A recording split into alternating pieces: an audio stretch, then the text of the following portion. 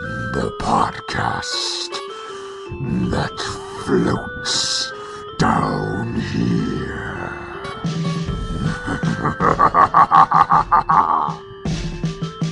Hi, I'm Melissa, your Stephen King veteran. Hi, I'm Ben, the Stephen King and horror film fanboy. And hello, I'm Luke, your first-time Stephen King reader.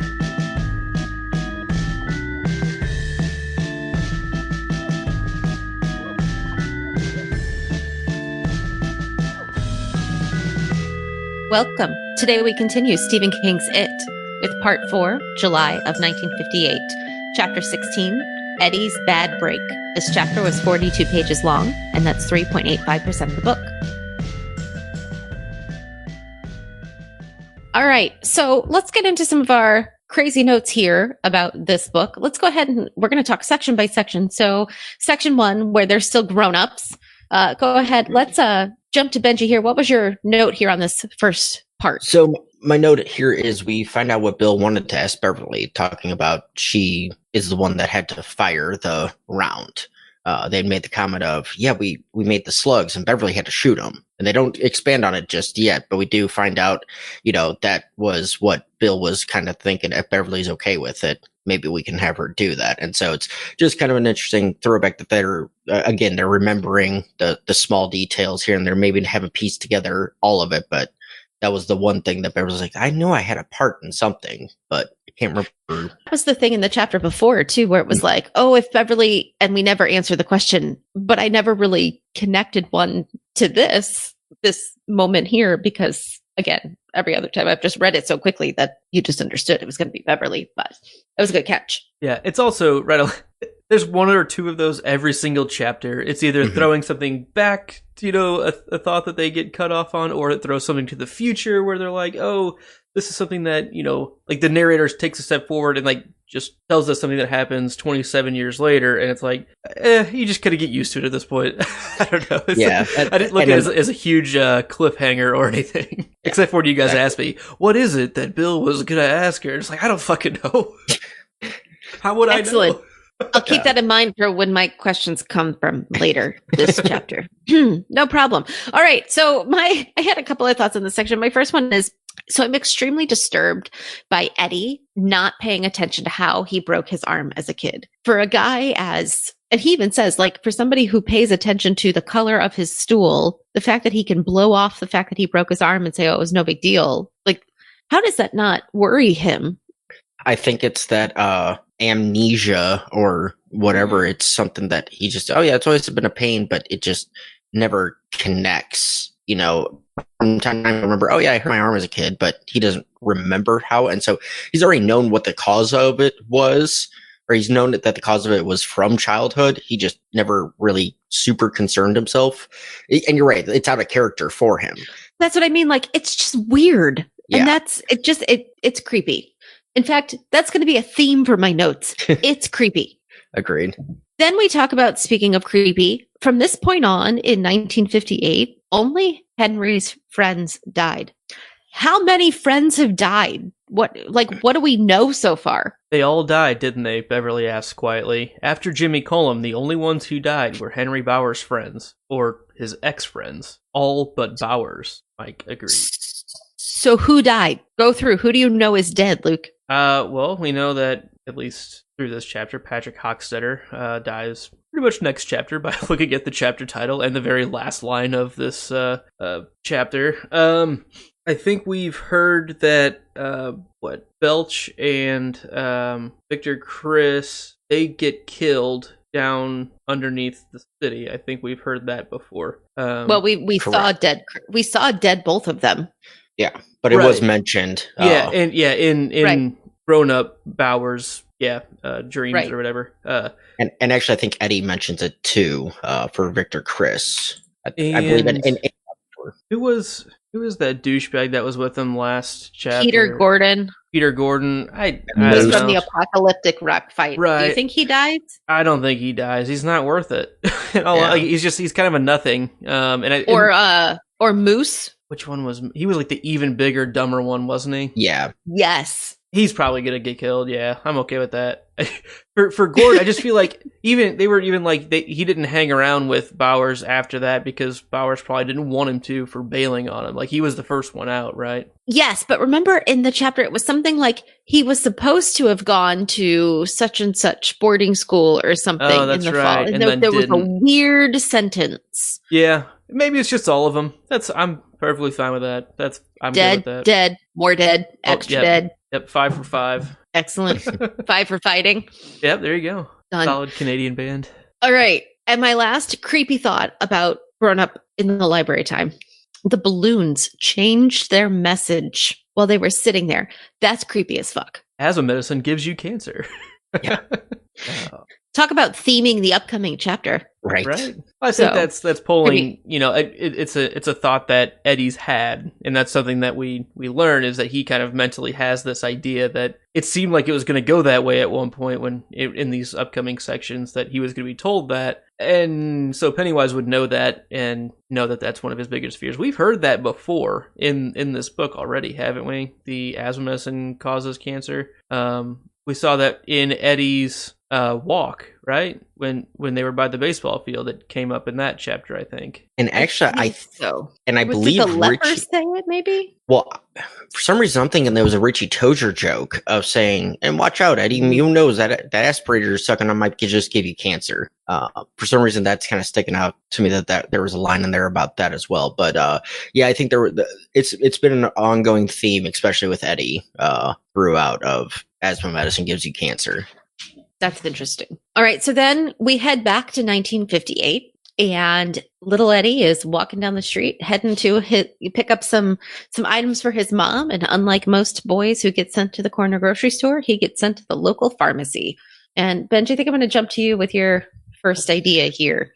Yeah. So my very first idea is as he's walking, he realizes, and talking to Mr. King too, he's like, how would Bill respond to this? What would Bill do? And he realizes that Bill's taken over as the voice in his head of that great hero in his life, of his male, focal point. And if you notice, there is another ongoing theme with Eddie. Bill wouldn't do this. Bill wouldn't be like this. He idolizes this boy who's his peer, and it's almost to an unhealthy level. Yeah. Just a bit. I'm not saying that there's nothing wrong with having heroes and there's nothing wrong with, but Bill's really never done anything that we've seen to earn apart from riding his bike to get the asthma medicine. Well, and I agree with you. Like it's a little disturbing. And I think it's the disturbing part for me is not for Eddie. I think the disturbing part for me is Bill, because it's very, very hard to be a peer hero and to hold that pressure. And so that worries me about this. That's a lot of pressure for one little kid to have to hold. And that's what's happening. I mean, not in this chapter necessarily, but that's the pressure that gets put on Bill because of Eddie's hero worship. Yeah. Agreed. All right. And then as we get into the Center Street drug, Luke, you had something about the sign. Yeah, that Eddie I do. Speaking of Center Street drug, I did find the first time that we heard the asthma medicine causes lung cancer, compliments of Center Street drug. It was at the end of Eddie's walk. There was a balloon being held by Greta Bowie out past the baseball field. So I was like, I know that we've heard that before, but now that we're actually in, Good tie-in. Center Street drug. This fits very well. But there's this whole line about it was written in accusing black letters so large that he bet even Richie Tozier could read it without his glasses.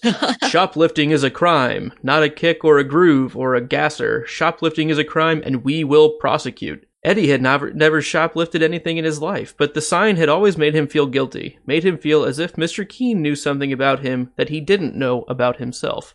I don't know. I kind of get that feeling. It's a childish feeling of like, I'm telling the truth, but the way you're like presenting this thing, makes me feel like I'm probably lying, I guess. Like, am I breaking the law? I don't think I am. I just know that like the way it's so authoritarian based, it like by nature makes you second guess. Like, why are they accusing me? Maybe I did something wrong. But I don't think I did. I don't know. it seems like a very childish feeling that Stephen King grabs here very, very well. I feel like that all the time. Same, actually. It's the walking guilty conscience. It's the I did not do anything wrong, but I feel like I might have, and so I'm sorry. Mine's like, I literally work in schools, and so I get called to principals' offices a lot, and it's that same idea of like, what? Why do you need me? What did I do? What did I do wrong? What, I don't remember doing anything wrong. I am not kidding. It doesn't go away, but it's that same feeling of like it does. Like it goes away. Yeah, no, like, okay. So, I don't know. So that was going to be my point off of yours. Like, you keep calling it childish, and I think that's funny because the sign wouldn't have mattered to you because you're like, yeah, I won't do that, and you wouldn't have thought another thing of it. Yeah. And for kids like obviously Benji and me and Eddie, it's like, oh my god, like it's a stressful thing. And then you've got the kids like Henry, who's like, fuck that sign, and they're not going to listen anyway. So like, the sign really doesn't do anybody any good. It's not deterring the people who are going to do it, and it's freaking out the people who wouldn't in the first place. It's like the great sign from The Simpsons. It's do not enter or do. What am I going to do? I'm a sign. Yeah, exactly. So, but yeah, and yeah, you're absolutely right. It's one of those of like I get emails all day long. It's like as soon as I hear that go off on my phone, oh crap, what I do now? Just automatically. Just have some confidence, or even like people. No, it's not confident. It's the overly worried thing, which is a theme in this episode. A theme all in the time. This whole chapter. No. I don't know. Maybe I just don't worry about things because you know what? In the words of the great Newt Scamander, when you worry, you suffer twice. Yeah. See, no, like I have a colleague who we work in separate locations. And so when we need to talk, her texts are always, hey, can you talk? I have to talk to you about something. Oh God, what happened? Like, I can't. And I'm like, you know what? She probably just wants to talk about planning some sort of presentation. I'm sure it's not that big of a deal every time. Mm-hmm. Doesn't matter. Okay. Well, I feel like we've learned something about each other here. Yeah. Apparently, Luke is dead inside. That's what I learned. That is a fact. That is well established. All right. So I'm going to move into Mr. Keen, and I'm going to go with my overall big idea here. And my big idea is I'm very torn about this scene. Part of me, like the educator and like grown-ass adult part of me is like, yeah, I totally side with Mr. Keen because his mom's a nut job and his doctor's a pansy ass and somebody has to help you out. But the other side of me is like, Eddie is already stressed out by a sign and he's 11 and it's so horrible what this man is doing, torturing this poor kid. Okay, and you two can go because that's the setting. So I don't disagree with you. I think it could have been presented in a much better way. What Mr. King did. Agreed. Go ahead. Yes. What he presented Eddie needed to be presented to him. He could, and thing is, especially coming from a guy with, that kind of mentality of Eddie is like, I did something wrong, even though I didn't do anything wrong. Mr. King doesn't know that, but he, that's how Eddie's coming to it. Mr. King could have presented it more of a, hey, come in, sit down. He's trying to be, nice and everything, but it's coming across badly. And he should have been able to read that in Eddie's body language and reaction and maybe adjusting, hey kid, seriously, chill. It's cool. I'm here to help. And instead of trying to make this a teaching lesson of you're sick in your head and kind of getting that little joy of him having that over asthma attack, maybe saying, okay, I know you want this. I'm not going to let you have it because of this reason just yet. Come at it from a different angle, it would have came across way differently. But I understand exactly what you're saying, but I don't think he's completely being a monster. He just did it improperly. No, I think he's doing it to, I think he gets joy out of the torture part of it. And I think that's the problem. And I agree that Mr. Keen's he's the only one who can because nobody else will. He's just enjoying it too much. You shouldn't enjoy having to be the bearer of bad news. And I think that's Mr. Keen's problem. I'm not saying Mr. Keen was right in his delivery, just right in the fact that Eddie should probably know this. But, oh man, no, he is he's just so, I don't have the word. No, I get that. And this does kind of tie into my second note here, my third note. It's kind of very reminiscent of Ben's conversation with his coach of you're not fat down here before you're fat up here in your head. It's the same thing Mr. King was trying to get through to Eddie, and he was doing a better job of it. But if he'd done it to any other kid in that manner, it would have worked fine. But for Eddie, that style that he chose would not work. Eddie would have almost been better off getting the style from the coach of, call him, just flat out, just barking at him. Here you go, sit down, shut up, kind of thing over, the niceties, because Eddie's already a suspicious kid. And so somebody being overtly nice puts you on edge, too. Yeah, I really think this whole conversation could have been done so much better. There are, as Melissa can speak to for hours, many different teaching styles. This is one that I would kind of qualify as build up to the big reveal, as opposed to give the answer and then build back to showing why that is the answer, which I think in something like this would be a lot more effective. Yes. Personally. I would call this the non-example of good teaching. So, yeah, I mean, if he just would have come out right away, and I have a lot of thoughts, just the way it's introduced.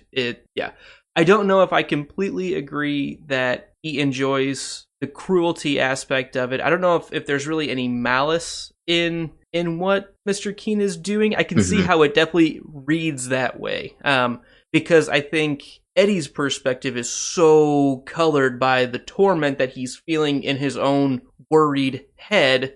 I don't think Mr. Keen actually has the malice or cruelty there. I think that's the perception that Eddie has myself. And I think, it gets to the point where he kind of smiles when Eddie's begging for the medicine, but he also knows that he fundamentally doesn't need it. And so he's kind of just seeing that as, well, you are literally proving my point right now. I know for a fact you don't have asthma. I know this. And guess what? This worked. I'm watching this medicine work, right, when he takes it. You're 1000% proving my point. And so it can come across as, in this chapter, as Eddie says, grown-ups are the real monsters. I think in a lot of cases, yeah. I don't think Mr. Keen is a bad guy. But I don't think he's particularly nice. I think he's just matter of fact. I honestly think he's one of the best adult characters we have in 1958. I agree. I just don't think he's particularly kind. Like he doesn't come across as a warm fuzz. It's not like Officer Nell, who after his he kind of brushed, but then he's got a warm fuzzy side. There's no warm fuzzy side to Mr. Keen. Mr. Keen's a bit matter of fact and a bit preachy, and I think that's good intentions, but not kind. No, I completely agree. So the whole way that the lead up to even getting into the office is told to us, right? The narrative style of it, what Mr. Keen is saying, Eddie's perception of it, it is textbook lure pedophilia type feeling to me. Yeah, when it first starts. I mean, it's the whole freaking time. He's like, I would like an ice cream soda and all these cool things. And let's just go me and you back. It is oozing with ew. But I don't think he's a bad guy. But no, you're doing this on purpose to make us, the reader, feel uneasy. Stephen King is doing it this way because he knows that us, the reader, are going to be sickened by that. And it gets into your head of, okay, well, I think I trust him because he was cool when we met him with Bill. He wasn't a real cool guy, but he gave Bill the information. Exactly, but also think about it. He's the one that gave Mike the information too, and he was honest with Mike about what had happened in the past during this. I believe the second interlude was the Mr. Keen interview. I don't quite remember. Or the third. I believe you. He was during one of the interludes because he was getting the licorice. Kept giving him the licorice. That's right.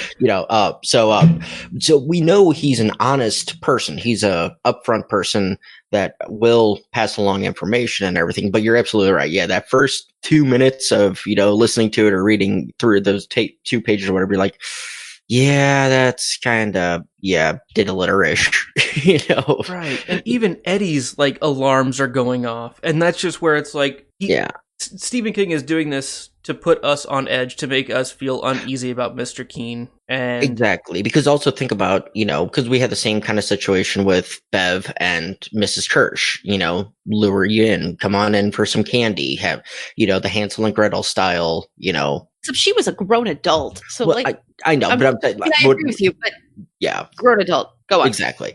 So kind of my point kind of ties next into your next point, Melissa. If anybody's got anything else, just the final thought on that whole diddler topic, whatever it would be, like the way it's also worded that he waits until the door shuts after the ice cream, sodas were dropped off by the assistant, and that like it's just everything that's in there makes you think this is dirty. This is not something that Eddie should be involved in right now. Yeah, but the whole time I'm like, he's gonna tell him. Like I just have the feeling in my gut he's gonna tell him that the medicine thing is bullshit, and I found it very interesting the way that Stephen King puts this whole introduction to this conversation together. Gotcha. Yeah, no, absolutely. All right, so Benj, go ahead and tell me something you learned from this particular chapter. Well, it's not quite the chapter. I can't give it full credit. It was actually the miniseries that taught me what a placebo actually is, because it does cover this scene. The Tim Curry 1990 miniseries covers this scene fairly well. Actually, this is one of the standout scenes to me. This one I always remembered. But it taught me what a placebo was. It's like a placebo makes you feel like you're getting medicine, but you're actually not. It's just makes you think you're getting better. And the old man, because in miniseries wise, not to spoil anything, this is Eddie as an adult being told this by and it's like a flashback to when he was a kid, and it's just real creepily done and just kind of over the top, but very well done. And so that kind of always stuck out to me of that. That's, like I say, kind of ties into your thought there, Melissa. Well, so I did some research and I started looking for the 1954 DePaul University placebo study. I could not find it. However, I did learn that the use of placebos dates back to the 1800s. And there were studies in like the 40s and 50s on placebos, but I couldn't find anything specifically on one from DePaul University. I can concur with that research. I saw your note and I was like, I'll just do a quick, follow-up search too. Yeah. No, I didn't find anything. I found one that was similar. I didn't look at it specifically at Johns Hopkins University in 1954, but or at least it was published in 54. But yeah, nothing comes up right away about it. I mean, I did find some interesting ones more recently, like in the last 20 years, about things like how more things impact than just the placebo, that it becomes almost like a mind over matter, but also like because you think you're getting it, then how does that change? And then does it, and then there were some studies on what if you know you're taking a placebo, does it still work? Mm-hmm. And interesting things like so I went down a rabbit hole and I did not find the 1954 DePaul University study. And I'm going to leave it there. My last thought is like the quote Mr. Keene says at the end, and I'm just going to leave it at this because it ties into later in the chapter. And it says, "Your mother is determined you are ill." Somebody told Mr. Keene that, Mr. Keene told Eddie that when he was a kid. It might have been more effective if Eddie was just a little bit older. Like 11, you still trust your parent. You still you still expect your parent to be the end all be all take care of me thing. Wait till 13 or 14 when those hormones kick in and your parents are dumb. Like I really think like 2 or 3 more years would have made a huge difference in the long-term outcome in Eddie's life with that particular conversation. I can understand where you're coming from with that. And you are more apt on knowing the juvenile of that age range kind of thing. But personally, it's one of those like, tell him at 11. Now he's got 2 years to kind of process it so he can use that as ammo once the hormones kick in, and he can really have a go with it and use it in his own defense, instead of, okay, at 13, you tell a 13-year-old something like that and they're just going, without thinking about it, they'll use that as ammo and not have the backup data kind of thing that they can process. So it kind of makes sense to put it at a little bit older age or younger age that he did. Also with it, by 11, your parents. If you are having an insane parent or a nut job for a parent, you kind of already got a good feeling of it. And so hearing something like that isn't super shocking. I mean, to Eddie, it was jarring, but I don't think it was shocking to him. He can also understand the terminology that's being said too. It's not, he's too young and dumb to understand the topic at all. He's on the cusp of being able to cognitively process it, but yeah, it's still maybe a touch young to emotionally process and actually have that make a difference. But it seems to, as we kind of go through this chapter a bit. But I don't think it has the long-term difference Mr. Keene was hoping for, and that was my point. I think we'll touch on that towards because that's I've got some thoughts towards the end of this. Okay. Well, so section 3, Eddie runs into some trouble named Henry Bowers. Anybody want to kick us off on that section? Go for it, Melissa.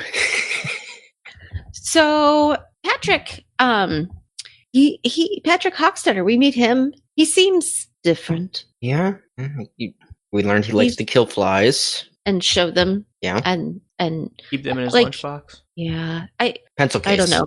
Like, I almost feel bad because if he was around today, they'd probably say he was on the autism spectrum and he'd be getting supports. And instead, he's just considered probably like the weird kid. That's like how I read it this time. Like, no, absolutely. He probably isn't having his needs met. Yeah, I think the first time I read it, which was only 3 or 4 years ago, that's how I read it. Was he would definitely be under some sort of care or oversight, kind of thing. He'd probably still live with his parents, but there would be. No, I'm not saying like in-house. I'm just saying like, he'd be getting some support. Exactly. That's have an individualized learning. Yes.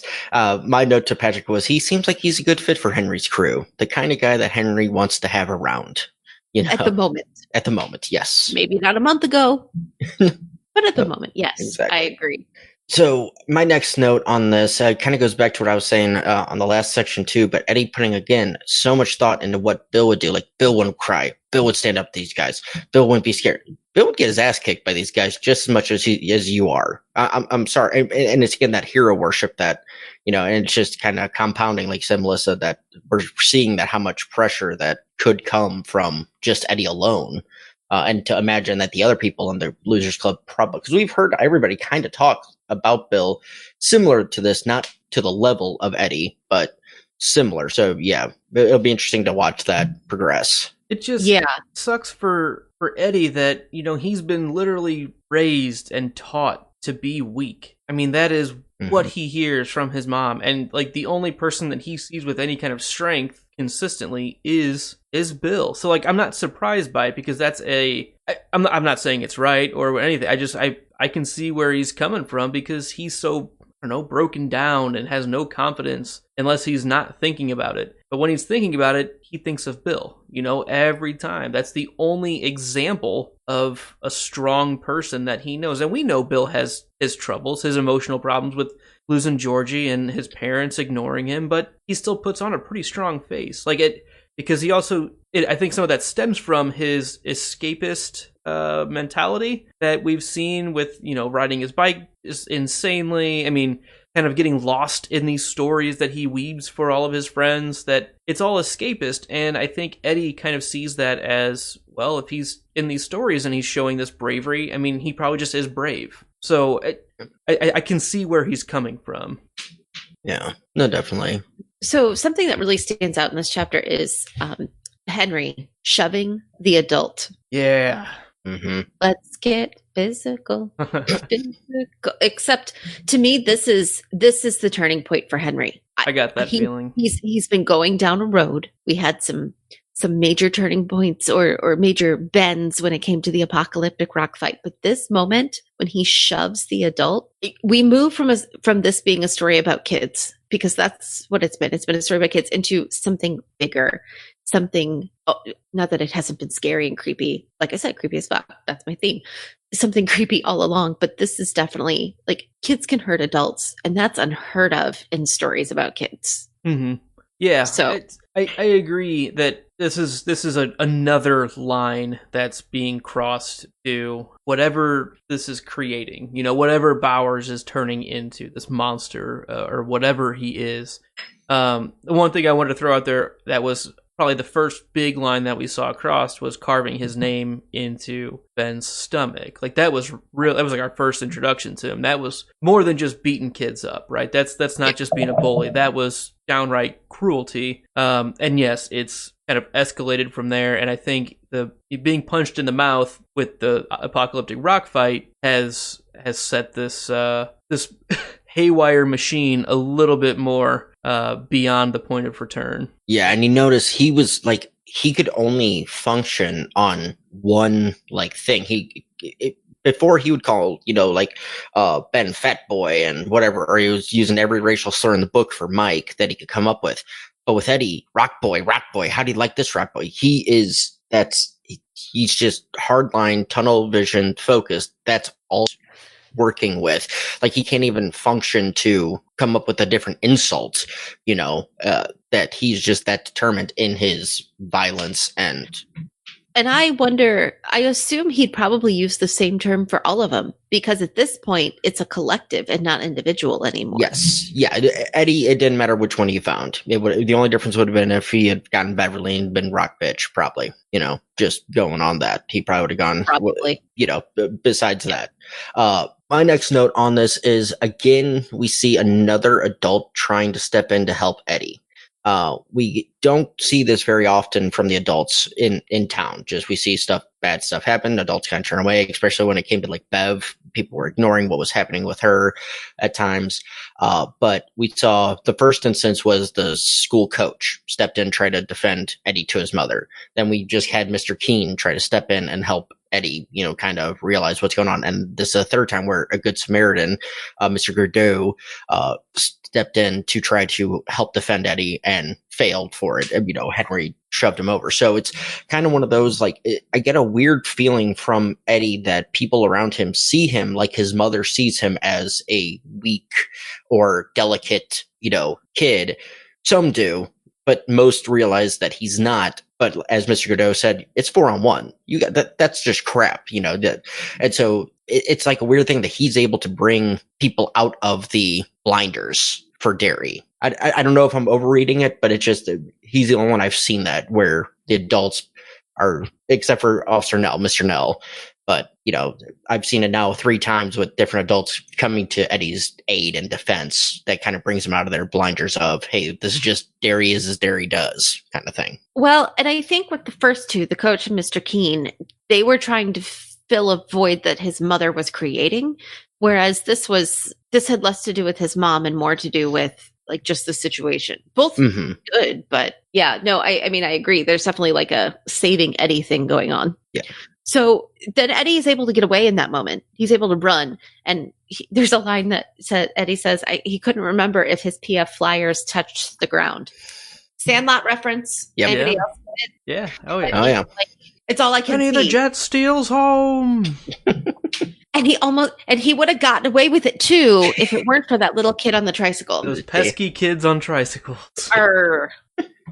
One thing about that kid on the tricycle that I thought was interesting, this is kind of something that I had mentioned a little bit ago, is we get a lot of these almost every chapter of like, hey, this is a thought. If we're back in 1958, this is like something that connects forward that seems completely unrelated to something in 1985 and vice versa, where it's just like a one-off line of like, hey, and this was something that did this.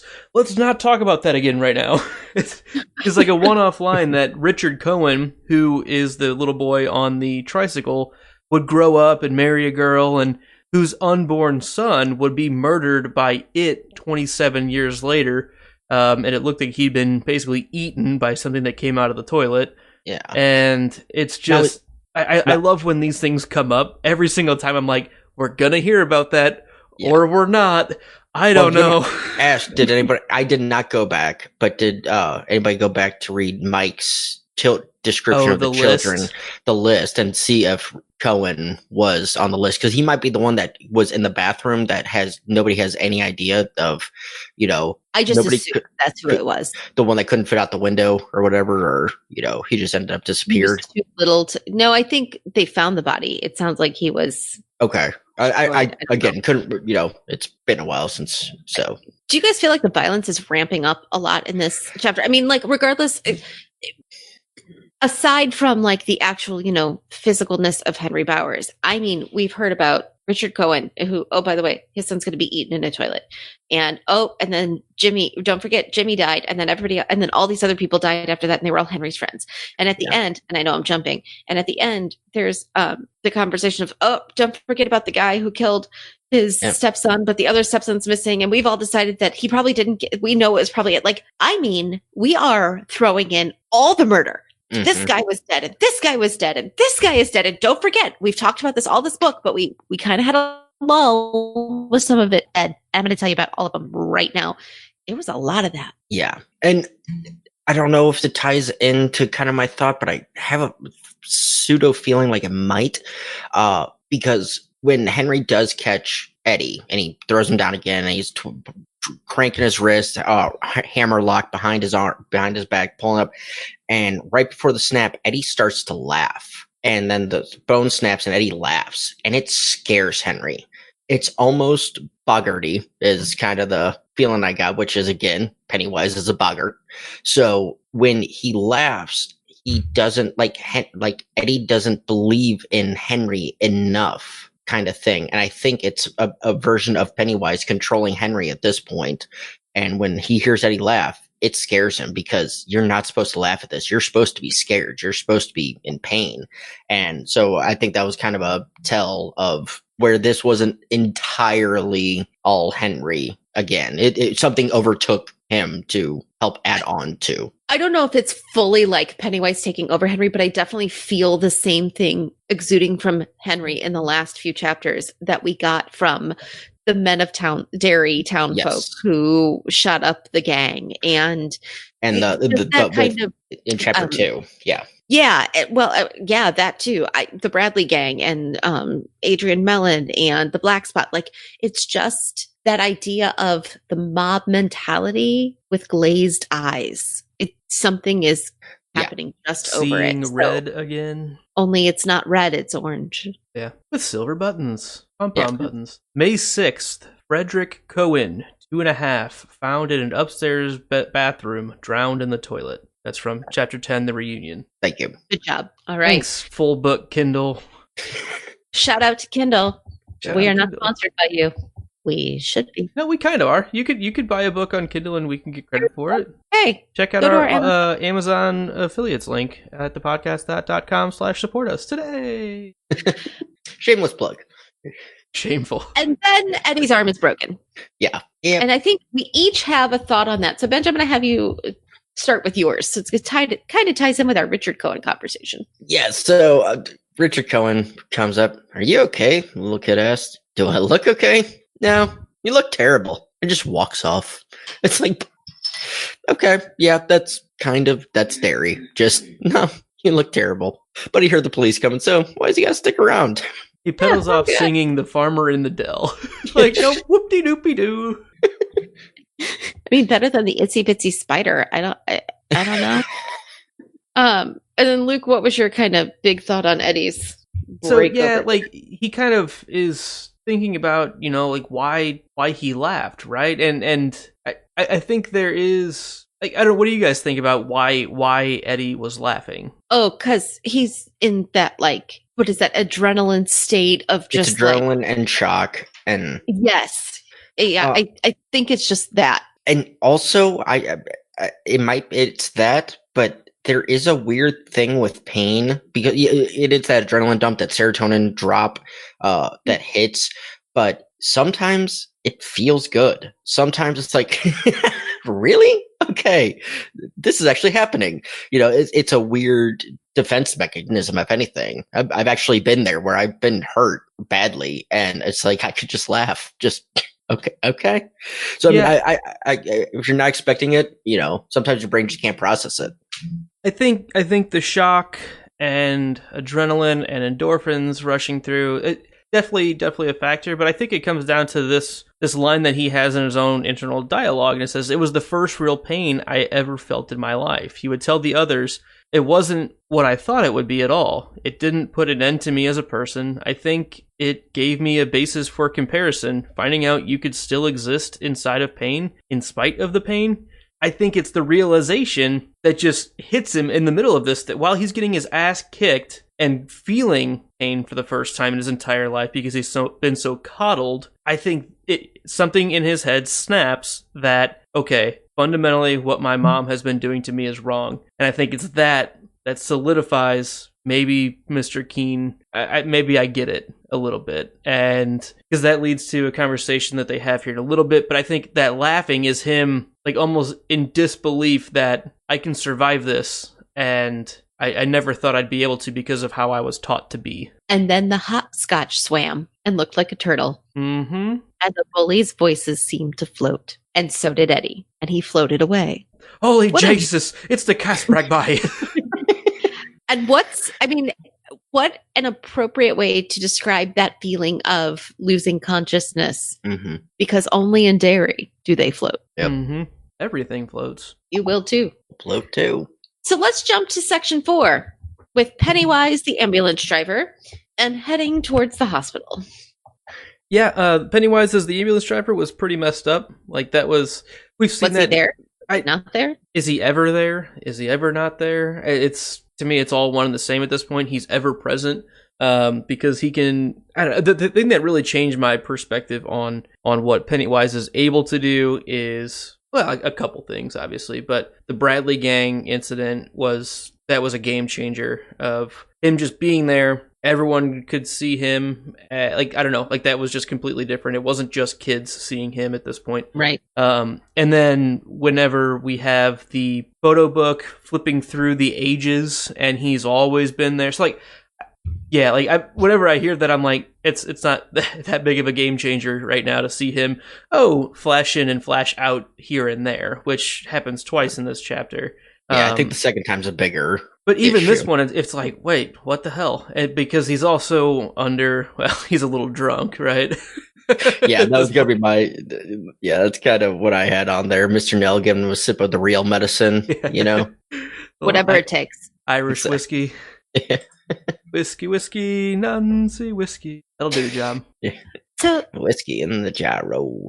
So I'm gonna move on to when his mommy dearest shows up at the hospital. Go for it. Explain your vocal demonstrations. This is a rough section to listen to, like to read through. It's nothing really new. It just kind of puts even more things on a pedestal of how awful she is to him. And like the doctor just needs to kind of grow a pair here. And because he is also enabling Sonia to do this to her son. And that's fundamentally wrong. Kick her the hell out of the room. Kick her out of the room. Even the nurse is like, she should be not here. Yeah. Like she should be somewhere that's not here. Is there somewhere that she can be that isn't here? Right. And then she just won't be, and it'll all be better. Yeah, no, absolutely. She literally is the worst kind of person. Everything has to be about her. It's my son is here lying here, and I will sue if I cannot be here with you. And it's just her son has a doctor. He has a nurse. He has everyone, and they all want you out of this room. Even Eddie's like, Mom, go. And he was rational in this shock state of, pain and everything. He's like, Mom, they're probably going to do something that's going to make me scream and it's going to make you feel even worse. So just go. No. I'm not going to go. This is listen, lady, just stop. Okay. And this is a building thing from this point on in this whole scene, that this is just the tip of the iceberg for Sonia Casbrek being the worst person in this entire story. I'll leave it at that. It's a big statement. It's a big statement. That he just threw down there, and we're going to let it sit.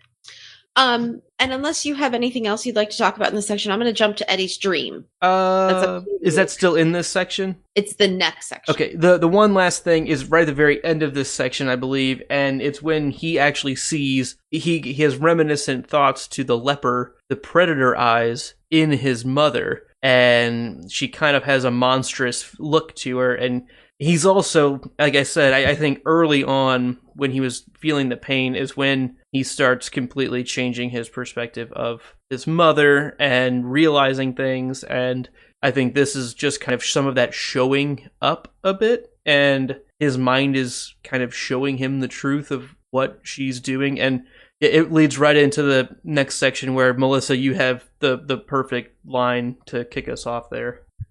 She's only eating me because she loves me. Mm-hmm. Yeah. And it's so true. And the fact that he in his dreamlike state knows this, because that's what's happening to him. Yeah. He's devouring any chance of him being a normal person. And yeah, that line stuck out to me quite a bit as well, because it was just a couple lines after the predator eyes, they're reminiscent of the leper, and it's yeah, she's killing him, and I think because this is all in her perspective, or no, this is still the dream. That's yeah, the that's next section. Yeah. So your next note, Melissa, actually liked yours. Okay. So in the dream, Eddie it's a dream, but it's kind of what's happening, right? Sort of. So even in the dream, though, Richie's riding Silver. Yeah. Behind Bill. Does Richie not own a bike? Why do you need to when you can ride Silver? When you can ride on back of Silver? But of all of the people who shouldn't have a bike because they don't have money, it's not Richie. So what's up with that? Richie has a bike. He could have let Beverly use it, who might not have one because of money. See?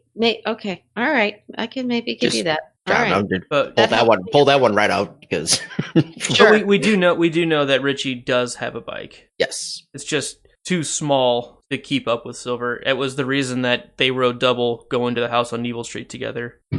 Chapter 8 or whatever. But why does he keep doing it? I kind of like the, maybe the visual. Maybe let Bev use the bike. I'm okay with that. Okay, I'm good with that too. I was surprised by that answer. Nice job, Benj. Right. Yeah. Because it's the gentleman thing to do, and he likes to be a gentleman to her. And yeah, which is very weird because it's Richie, but I'm going with it. That's a great answer. And then we had Pennywise, the spectator between the showdown between Mrs. Casbrack and the other losers. So take it away. So I honestly don't think he was a spectator.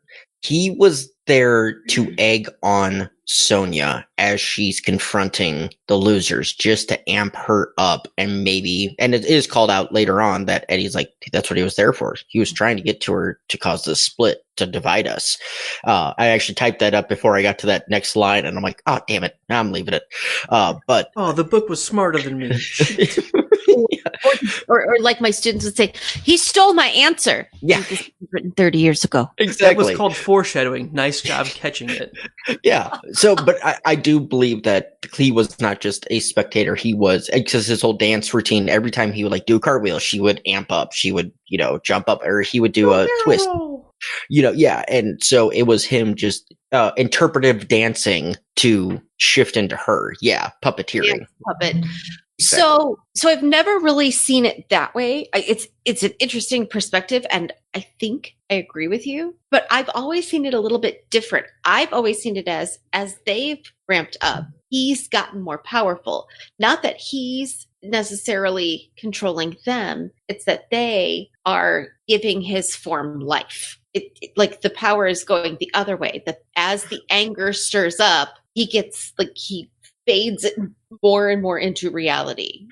And I can get from the kid. You're talking from the kid's perspective.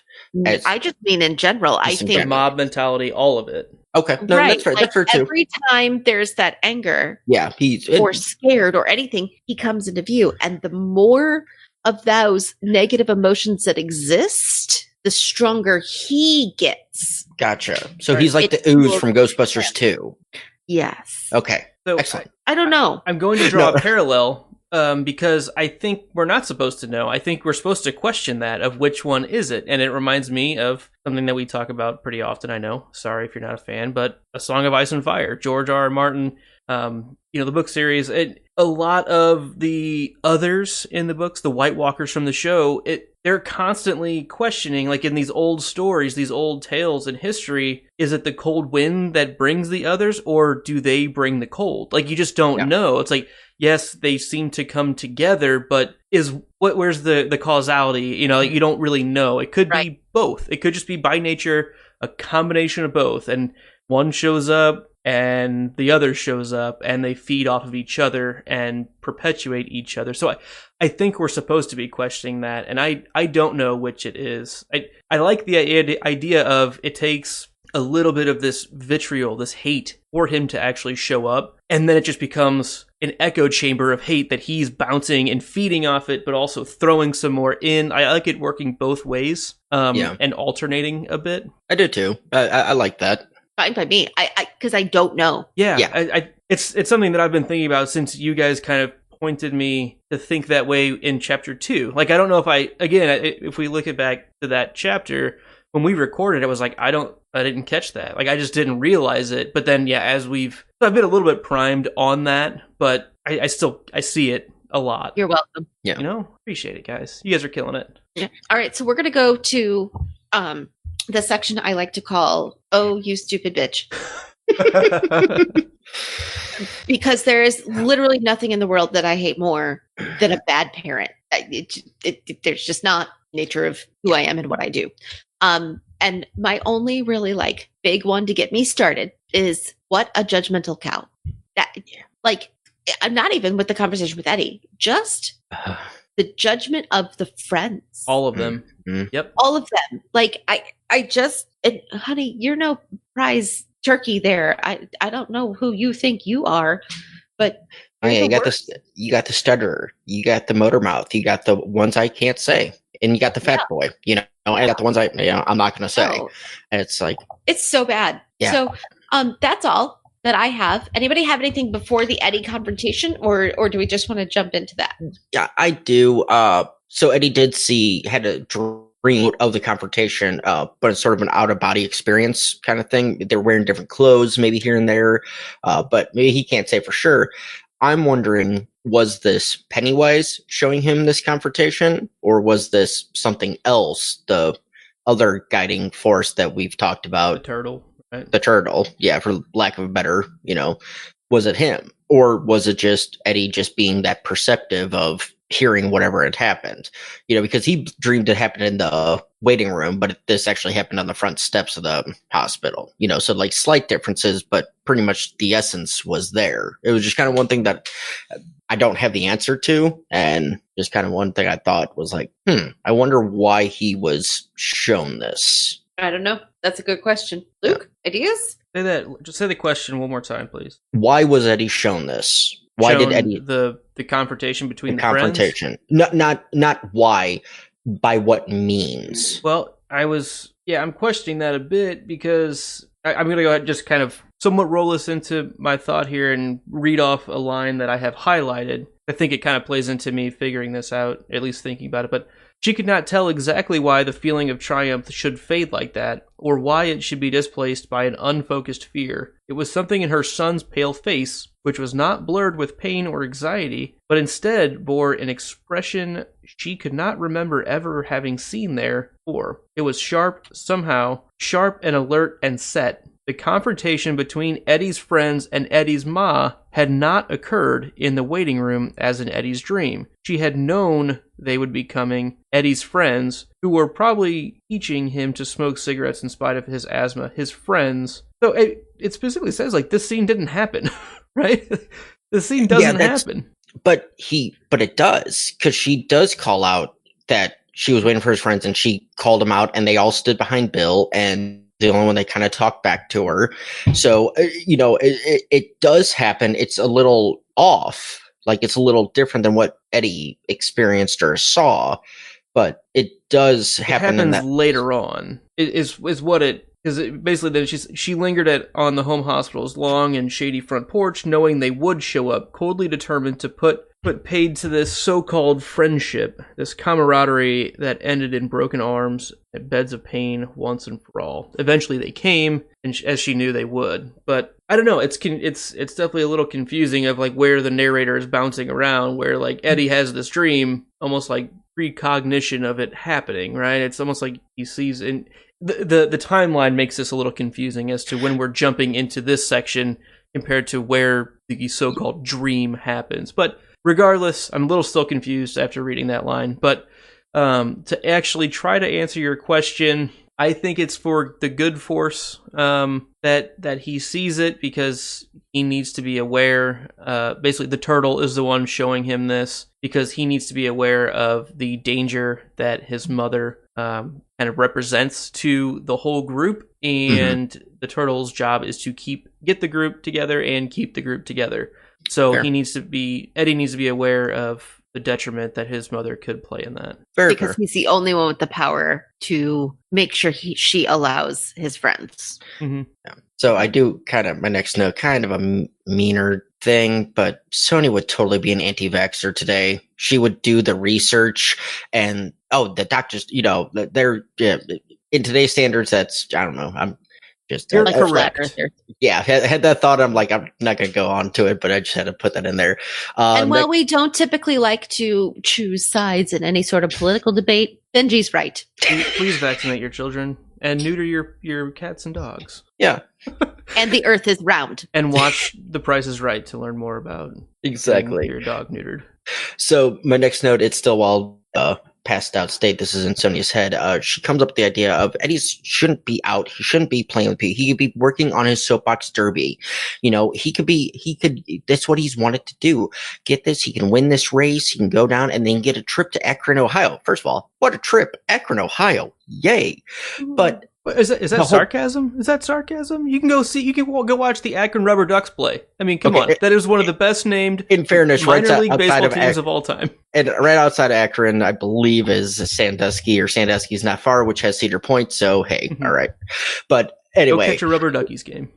But onto that, though, too, is her whole point is, well, I want him to think he can be in the race. I want him to have that opportunity to think he can do that, but he's not going to do that. I'm not going to allow him to actually be in this race. How dare I? It's like, oh my God, are you kidding me? You know, because it's just, if you're going to let your kid do something, let him fucking do it. It doesn't, you know, it's, but it's just like that boiled my blood just reading that line, because knowingly, you know, subterfuging, or whatever the word is, her son, you know, she's just leading him on. And that just always pisses me off. And anybody plays that, oh, we can do this. You might be able to get to do this. Okay. Yeah. I reread that section going, does she go in and like take apart his go-kart or whatever every couple of weeks or whatever, just to like, oh, that fell off. Oh, you got to fix that again. Like, I would not put it past her. By the way, in the top 10 things to do in Akron, Ohio, it includes the Akron Zoo and Dr. Bob's house, according to TripAdvisor.com. And Melissa, if you missed it, I did have the Akron Rubber Ducks logo up on our screen here as well. I'm not making that up. I used to have a Rubber Ducks hat until I lost it. There is also the Goodyear Air Dock and the Indian Signal Tree. You know, if you are in Akron, Ohio, please send us a message, and maybe at some point we'll come and visit you. Tell us the top things to do. And tell me, is the National Downhill Derby races still held in Akron? Because if they are, I might go. You know, that'd be fun. Yeah, the Soapbox Derby. I can come watch that. So I was not trying to disparage Akron, Ohio. Just saying get off their backs. The way she was making it sound was, and he can win this trip to Akron, Ohio. And it's like, for an 11-year-old, I don't know. Yeah, but I mean, like, that's here where it's like, hey, guess what, kids? You get to go to a whatever competition in Carbondale, Illinois. Right. Yeah. Or, hey, it sounds really fun. Let's go to Branson. I was going to use the Branson reference as well. By the way, all places I have to travel to in the next 6 weeks. I thought you were going to say all roads lead to Branson. All roads lead to Branson. Hey, Branson's like Las Vegas if Ned Flanders ran it. Oh my God. That's too true. Too close to home. Yeah. I'm sorry. You've never heard that before? You just broke Melissa. That's from the Sun Sphere, the Knoxville episode where Bart goes on spring break to Knoxville because they have the Sun Sphere. You say that like I watch a lot of Simpsons. Just say it. Look, I can actually tell you exactly what episode it is. I know. Obviously, as you are doing, the Vegas, if Ned Flanders ran it, man, that could not be more true. I just don't think it's possible. Anyway, we're going to move on. We're going to talk about tears for fears, or really tears for fighting. Exasperated right, boys, sigh. That was because you both had pretty much the same note. Go for it. All right, I'll jump on it, and then Benj, I'll let you rant. Actively using her tears as weapons to force him to not grow up. This parenting will only ever result in resentment. And it's resentment as a leash, because it's going to go both ways. It's going to be effective on Eddie if the other events had not transpired this chapter that I think completely broke that chain, you know. But it basically will force him to be by her side forever, even if he doesn't want to, and he'll resent her, but he knows that he can fundamentally not leave her because she'll die. Like, that's what he's learning out of this. And clearly this has been the number one tool that she's been using on him, because she says this is the first time that they were real tears in a long, long time. And so this is something that she's actively chosen to do to him. You're awful. You're disgusting. I don't like you very much. And this right here is where I made the opening statement, or semi-opening statement of, in this story, Sonia Kasprek is literally the worst person in this entire story. Because we've called Tom Rogan a sociopath, a psychopath. Henry Bowers is a psychopath. She is the epitome of sociopathic, just, I don't care what I inflict upon you because it matters to me that you're mine. I'm the only thing that matters. Tom Rogan is a piece of shit. Don't get me wrong. Complete piece of shit. But at least with Beverly, she was able to be an adult and get away. Eddie was never, at least as far as we know, never really able to get away because he fell right into it, marrying somebody just like his mother. And that's the true perception of a sociopath is, if I'm going to die, and we don't know what happened to Sonia yet. I mean, I don't even know if she's still alive or not, and I can't remember. So we don't know. But she found somebody, or Eddie, she could pass on the torch to where her legacy will live on with her daughter-in-law to that aspect. And it's just, she broke this child from the age of 5. He had bronchitis. Bronchitis as a 5-year-old, yeah, that's scary. I get it. Especially in the 50s when there's probably, you know what I mean? Like, we don't know what the medical treatments were like, so it's possible that it was worse. Way more severe, and I get it. It very scary, especially you lost your husband 2 years ago. But you literally broke your child because you refused to let him grow up. And you held him just consistently under your thumb, and you admitted right here that used every tool that you've had against him to keep him under your thumb. And until this point where he stood up to you, that was the only thing that was like, okay, but it just, yeah, nope, this right here, I stand by it. Sonia Kasprek, at least up to this point, worst character in the book. She hasn't eaten anybody. I stand by my statement. I'm not saying that she's great. She's not eating children, like physically, literally with her teeth, eating children. So if that was her food source, she would. I can't agree with you because we have a character who is doing that. She is terrible. Okay, fine. Worst human character. I will preface worst human character. I was going to say we don't have a person. We have a thing. We have an it. We have a Pennywise. No, I'm going to count that as a character. Human, fine. Maybe. I was going off person. It was the terminology that I was going off right. of. But I don't know that I agree. I don't know that I agree. I don't know because she's Al Marsh. Pretty gross. Tom Rogan. Pretty terrible. Don't get me wrong. There are Henry Bowers. Oh my. Henry's one I'm not going to pass to, but Patrick Hockstetter, I think he is dangerous. I'm just saying. How about the stepfather who beat his 3-year-old stepson? Yeah, understand. I'm just saying. I'm not arguing. She has competition. She's not good. She has competition. I don't know if she'd win. She's the worst. We're going to move on. So the whole thing, it gives me a very much Lenny from Of Mice and Men feeling to it, and she even kind of says this in this chapter. What mother would kill her son with love? I mean, thinking back to Lenny and Of Mice and Men, he literally crushes the small, I forget exactly what it was, hamster or something, because he's petting it too hard. I like to pet the rabbits. Yeah, and he literally crushes it to death because he's trying to love it too hard. He doesn't know how to release and let go, and that's the bittersweet nature of parenting. Get used to it. You can't hold them forever. You're literally going to smother them if you try.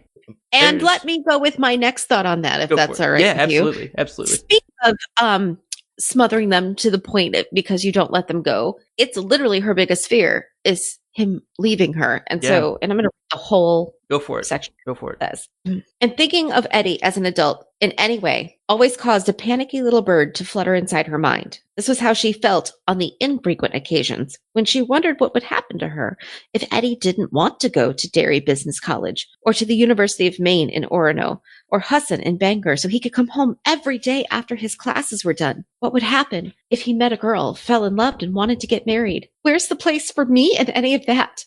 The panicky bird voice would cry when these strange, almost nightmarish thoughts came. Where would my place be in a life like that? I love you, Eddie. I love you. I take care of you, and I love you. You don't know how to cook or change your sheets or wash your underwear. Why should you? I know those things for you. I know because I love you. Man, it is all about her. Yeah. It's not about what's best for her kid. It is about her and what she needs. And that's a terrible parent. Yeah, it's really terrible. And she becomes afraid of him in this scene, right? So this is when he actually starts stepping up to her, and she even calls herself out that, I'm afraid of the look in his eyes and all of these things, this adult look, and she's afraid of him. And she also calls herself out, I'm running away from my own son. And I put it in my note, it's really the turtle, I think, is a big part of that as well, because she doesn't see just Eddie. She sees all of the whole group of friends. I think it's her perception is picking up the turtle group, the turtle club, and kind of feeding that all into her. And I like it. Because she needs to fuck off a bit. True. Well, and like even her one line of like, sometimes it's better for a child, particularly a delicate child like Eddie, to think he was sick than to really get sick. No. Yeah. No. Let them be alive. I'm alive. I am alive. Alive, I tell you. I'm not dead yet. You will not be. Dead yet. I feel better.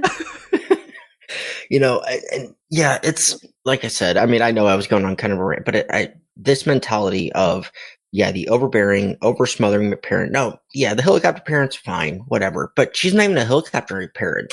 She doesn't follow him around. She doesn't, She's a straitjacket parent. Yes, thank you. That's the term I was kind of trying to think of, and I couldn't. Bubble boy parent. Yeah, and that's all it is. He can't have friends because I'm his friend. He's my best friend in the world, and that's all I need. So that's all he should need. And it's like, no, Dude. just right. Exactly. So anyway, well, he takes advantage of her a little bit, doesn't he?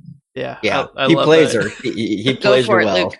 Yeah, I know we probably all have the same note, really, but he basically traps her with some blackmail because he calls her out that I don't think I need this medicine. I think I believe Mr. Keene, and she kind of freaks out, and he knew she would. So, kind of realizing, the benefit of her wanting him to keep taking the medicine. Well, he's like, well, I'm probably going to go hang out with my friends still, too. Because if I don't, I'm probably going to stop taking my medicine. So... it's just, so what you going to do about it, Mom? Right. And it's just one of those, where's that bowstring? Because you're a fiddle right now, my friend. Yeah, and in fairness, had she called him out on that, it might have done him better in the long run, as we had talked about. I think so. Because and I'm not saying like losing the friends, that would suck, but in the long run, he probably would have, stopped using the medicine and realized, I don't need this medicine, and maybe realized, hey, I don't need to have 3 bottles of aspirin with me at all times, and I don't need, all of this all the time, kind of thing. I think if she fights back on this one, she loses him forever. I think he doesn't give her any respect whatsoever at all. It's only going to be going to the friends, and he is going to stop using the medicine, but he will not be her son anymore in his head, is how I view it. Because it was kind of a line in the sand. You get 2 of the 3. Yeah. You can have me as your son, you can have me use the medicine, and you can have me lose the friends. Which 2, you know what I'm saying? Which 2 can you live with? Which one can you get rid of? And for her, the lesser evil was letting him stay with the friends because the other 2 were so ingrained into their relationship and who she is and who she thinks he is. Because if she gave up the 2, either being my son or the medicine, then she loses. No, agreed. And I was just saying, like, had she called him out, he would have broken himself of the medicine aspect of it alone. I think it feeds into that. I completely agree with you there. But I do think you're right that had she called him out and said that, he would have been like, okay, fine. And then 2 days later, he'd still be over at Bill's house. After this point, he wouldn't give a shit. All right, so then we move to section 7, where Mom couldn't have left at a better time, because we flip to Eddie's perspective. And I know, Benji, you've got a quick note here. Yeah, words don't matter if it works. Sometimes the placebo effect is everything you need, and that's, I forget the context that I had that came up in. It was right after Mom leaves, and he, is suffering. He's like dying from wanting it, but he's like, I'm not going to give her the satisfaction of using this medicine in front of her. And he's just like, you know what? I just, screw it. It works. Okay, fine. I know I don't need this sip of beer, but I want it, and it works. So I'm going to have it. Kind of same mentality of, hey, it's probably not the best for me, but I'm just going to roll with it. Right. And my only thought on this was the fact that Eddie fought so hard for his friends, not because he knew it was right, but because he knew that he couldn't face it alone, that I need them, not that we need to be together, but like, I need them. Something bad is coming and I cannot be alone, and I need them. So I thought that was a really interesting perspective for him, for why he fought for them. Yeah. That was the only, sorry. No, go ahead. The only real thought I had here was the very last line of this section, and it's right after the I can't face this alone line. It says, he cried a little then, and then drifted off into a restless sleep. He dreamed of a darkness in which pumping machinery, ran on and on. So just another one of those consistent themes or, items that we've seen in a lot of these, that the machinery, the infrastructure kind of tone coming out here. I just thought that was a neat thing for him to be dreaming of, as he was just saying, I can't face this alone. And it kind of feeds right into potentially what they're going to be facing, which I still don't. That's okay. And then we move on to section 8, where he finally gets to see his friends. And Ben, you want to go ahead and fill us in on what they were doing while Eddie was late? Yeah, so they kind of all, they were laid up and Mom had ran them off. They went to the dump and all did target practice, because they came up with the idea because Ben was like, I could probably make the bullets, but this is just easier. And we're going to make silver slugs. So we're going to make ball bearings out of my silver dollars. And here's the thing. We all took 10 shots. Beverly hit 9 out of 10, and she winged the 10th one, So, yeah, she's the dead shot, of the group. And that goes to my note. There's Beverly's non-loser role of, because everybody's got the loser role and their non-loser role of why they're in this group. And right now, Beverly's, we just found out, is she can shoot. She has accuracy. And actually, it was hinted at. The baseball thing. No, not the baseball thing, the pennies. When she's flipping pennies, and the game is it's kind of like tiddlywinks kind of thing, but when you're flipping pennies, it's all about who can get closest and be on target with the penny, kind of thing. So it's kind of hinted at in that scene with the guy, with the other stutterer, the other speech impediment guy. He's like, you're a bitch. And in that scene, it's proved that she's good. She has accuracy, and she can, There was also the baseball scene where she was pitching and she struck everybody out over and over and over again. Yes, no, there's that one as well. I actually did forget about that scene until you literally said baseball scene. I'm like, oh shit, you're right. I always it was go like back just like a pitching and hitting game. Gotcha. And I always go back to the penny scene where I don't even remember that one. I remember him calling her a bitch, but I don't remember, or a bish. Sorry, a bish. Yeah, B-I-S-C. Yeah. I was thinking B-I-T-H. Girls are awesome. Yeah, so that's so that's, like I said, that's where I kind of had brought it up to you last episode, Luke, of where do you think Beverly fits, or what's her non-role, and what did Bill want to ask her, kind of thing. And so it played all into that. So I thought it was really interesting, the cast, they all signed it. Like, because you sign casts, but for them, it really wasn't about signing a cast. It was about almost like agreeing to the contract of going after it. I think that's really interesting. I thought it was interesting the way that their handwriting was all described as well. Yeah. Everyone's handwriting seemed to kind of fit their character a bit. Yeah, and there's a lot of symbolism I think you could pull from it. I don't really want to go into all of it, but it was just interesting that, like some of them were incredibly neat and tidy. Some were a little less. And each one felt like it fit the character pretty well. Yeah. Ben's so uptight, it almost fell over. Ben. Yeah.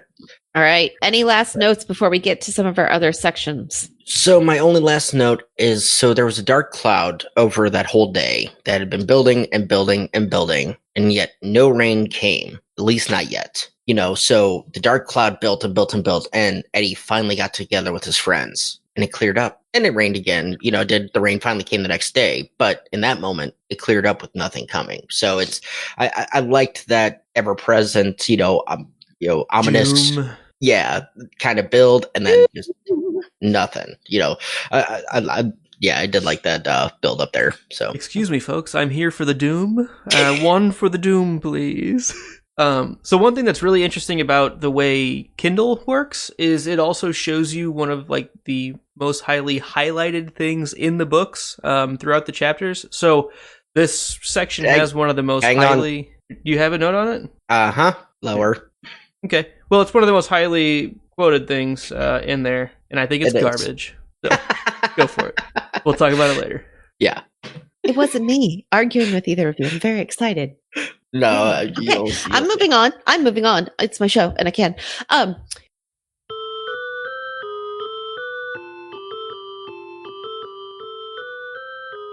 So we're going to jump to the section called Questions for the New Reader, where Benji or I have questions for Luke, and I have one. Ready? Yes. Good.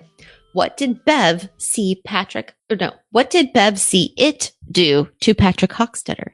Oh, I don't feel like there were really any context clues. We just know that she sees it, kind of talks about that in the first section when they're adults, where she's like, I'll tell you after you get your point out, talking to Eddie. And then it kind of talks about a little bit as we go on. Clearly the very last line of the chapter is, the rain came the next day, not long after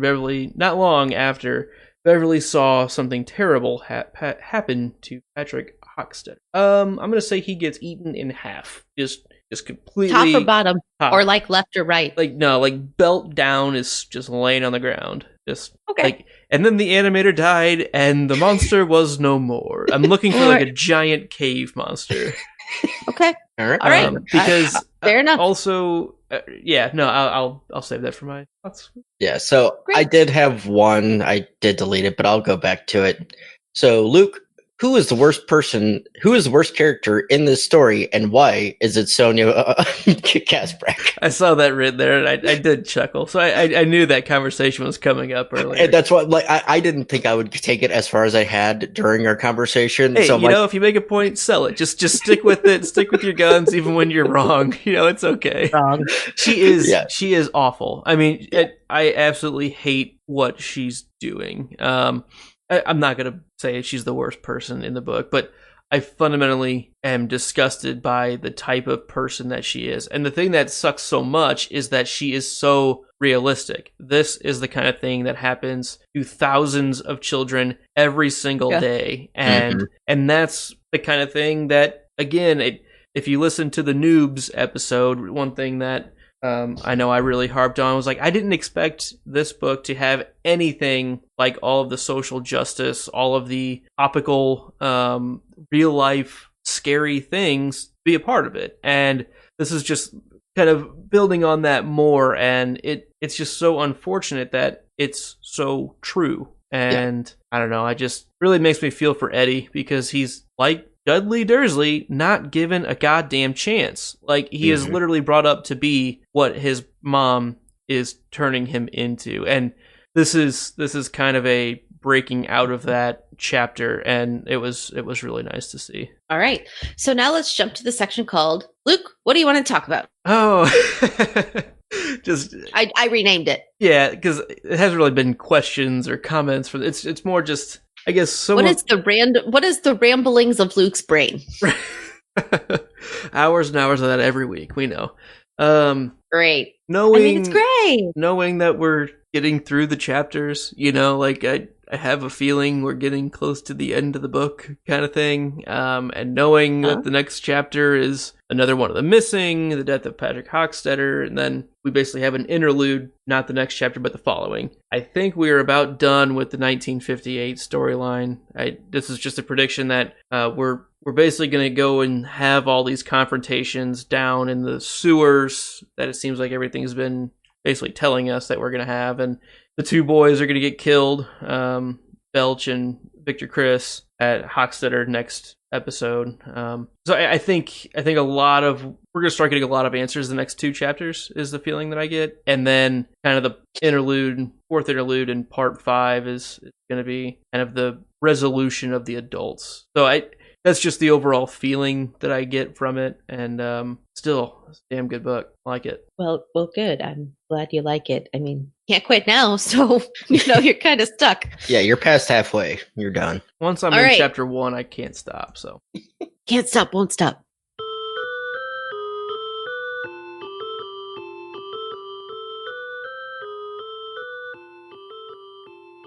Now we talk about my favorite thing. I'm going to start with mine because it's small.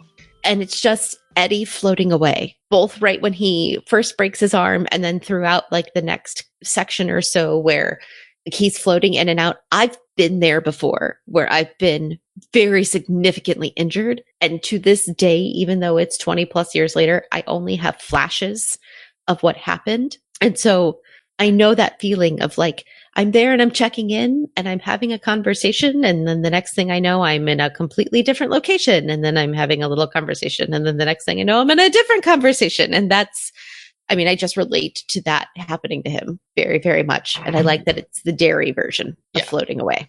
All right, Benj, go ahead. What's your favorite?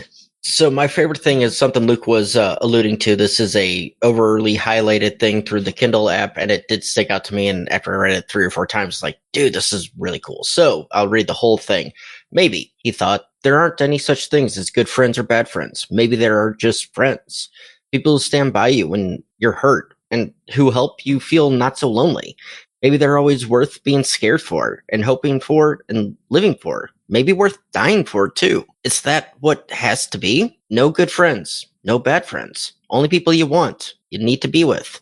People who build their houses in your heart. Just can't say it any better. Aww. But there are bad friends. There are bad friends. That's like fundamentally, there are just people that you should just not be around. Technically, those people wouldn't be called friends. Like the true meaning of what a friend is. So I would amend this to say, I don't know if there are friends or best friends. There are just friends. Yeah. But yes, I like the sentiment. The sentiment is there. I understand where you're coming from, Luke, and I absolutely agree. So, all right, Luke, what's your favorite thing? Oh, I think my favorite thing was Eddie's eyes as Sonia comes back into the room and she can just tell something is off him. And it's instead of a drugged doze from which he would wake disoriented, dim-witted, and psychologically vulnerable, quote on her looking for him to be psychologically vulnerable to use to her advantage. But there was this sharp, watchful look, so different from Eddie's usual soft, tentative glance. Then it talks about Ben Hanscom, who looks away just like Eddie typically does. But he was looking at her steadily now. Perhaps it's the medication, she thought. Of course, that's it.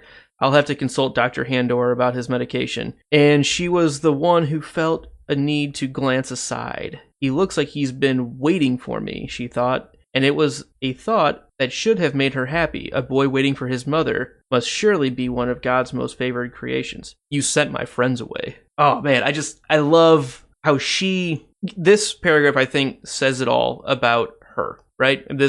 She sees that he is pissed. He is furious. And she gets all of these indicators, but actively chooses to ignore them for her own good, like for her own well-being.